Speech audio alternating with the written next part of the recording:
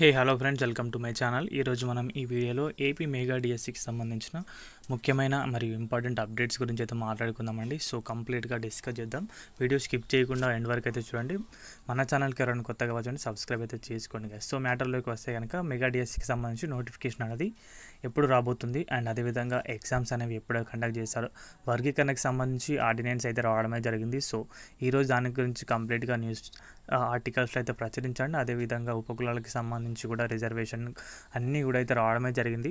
So దాని ప్రకారంగా ఇంకా మిగిలిన అయితే మెగా డిఎస్సి వర్గీకరణ కంప్లీట్గా అయిపోయింది. ఇప్పటి నుంచి అభ్యర్థి అయితే అప్లై అయితే చేసుకున్నారు కదా, విద్యా ఉద్యోగాల్లో దీనికి సంబంధించి ఇమీడియట్ యాక్షన్ అయితే ఉండబోతుంది. అంటే ఇంప్లిమెంటేషన్ అయితే తప్పకుండా చేయబోతున్నారు. ఇప్పటి నుంచే ఈ విషయాన్ని అయితే గమనించండి. అండ్ అదేవిధంగా చూసుకుంటే కనుక మెగా డిఎస్సి నోటిఫికేషన్ అనేది ఎప్పుడు రాబోతుంది, ఆల్రెడీ అప్డేట్ అయితే ఇవ్వడం అయితే జరిగింది. ఇంకా 45 రోజుల్లో మెగా డిఎస్సికి సంబంధించి పరీక్షలు నిర్వహిస్తారు.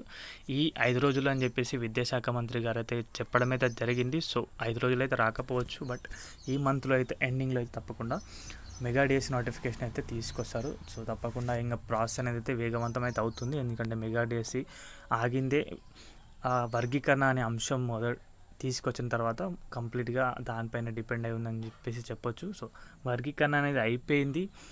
వారిని మూడు గ్రూపులుగా విడదీశారు. సో వర్గీకరణకు సంబంధించిన రిజర్వేషన్ ప్రక్రియ కూడా పూర్తయింది. సో దాన్ని అందరు కూడా ఆమోదం అయితే చేశారు, సంతకం కూడా చేయడం అయితే జరిగింది. చట్టం కూడా అయితే కంప్లీట్గా అయిపోతుంది.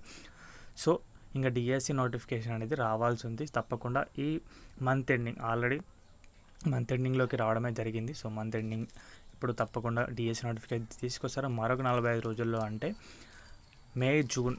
సో అప్పుడైతే ఎగ్జామ్స్ అయితే ఉంటాయి. జూలై నాటికి కంప్లీట్గా క్లోజ్ అయితే చేస్తారని అయితే నేనైతే భావిస్తున్నాను. సో మరి తొందరగా అయితే చేయాలి. చేస్తేనే కనుక అభ్యర్థులకైతే ఎన్ని రోజులు చేసిన దానికి ఒక న్యాయం అయితే ఉంటుంది.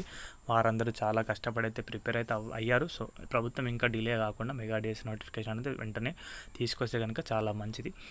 ఇది గైస్ అప్డేట్ అయితే కనుక మంత్ ఎండింగ్లో మీకైతే తప్పకుండా డిఎస్సి నోటిఫికేషన్ అనేది చూడడానికి అయితే ఉంటుంది. వీడియో నచ్చితే వీడియోకి అయితే ఒక లైక్ చేయండి. మన ఛానల్కి ఎవరైనా కొత్తగా వచ్చండి, సబ్స్క్రైబ్ అయితే చేసుకోండి. థ్యాంక్స్ ఫర్ వాచింగ్ అందరికీ. బాయ్.